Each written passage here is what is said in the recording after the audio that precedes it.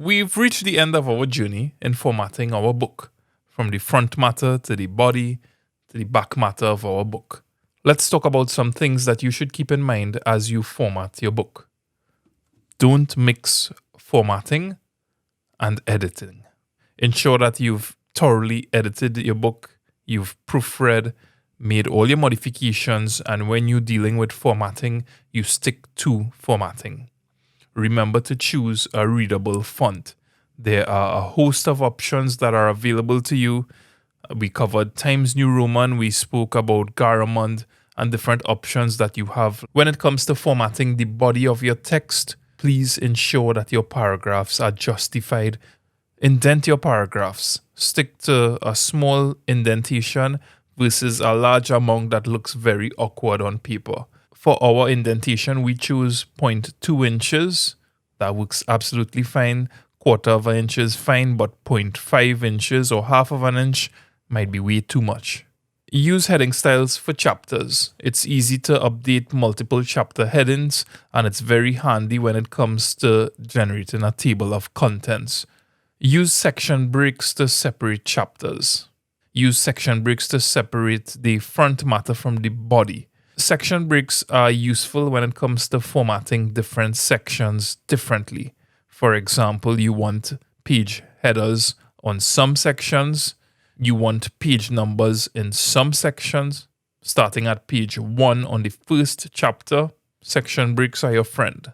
Be consistent in your choices, particularly when it comes to fonts. Choose a font heading, stick with it for chapter headers, stick with it for the body of your text.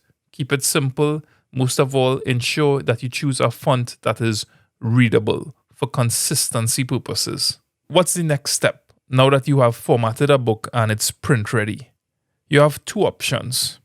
You could find a local printer, meaning a printer that is readily available to you physically. Back in 2008, I found a local printer, someone that was physically available to me. I submitted my formatted document and they printed my book based on the contents of that file. You could also find a print-on-demand book service that is available online. Please beware of vanity publishers. These are middlemen that will charge you a whole lot of money to format your book, to print it, and to make a couple copies available to you at exorbitant prices. Beware of vanity publishers.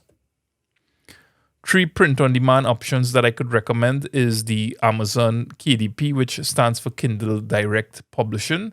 There's Book Vault and Ingram Spark. Over the years, I have worked with Ingram Spark, perhaps since 2010, because they provide a whole lot of educational content on formatting and designing books. Their distribution network is extensive, meaning that when you submit your formatted book to them, they would make it available on different sites, for example, Amazon.com. They also make an ebook available based on what you have submitted. They pay meticulous attention to book quality, and I could order books online at any time through their portal. Ingram Spark has served me well, and you could consider it if you are looking for a print-on-demand company. The file that you have formatted can also be submitted as an ebook using a service like Kindle Direct Publishing. So through KDP, you could upload this very same Microsoft Word document.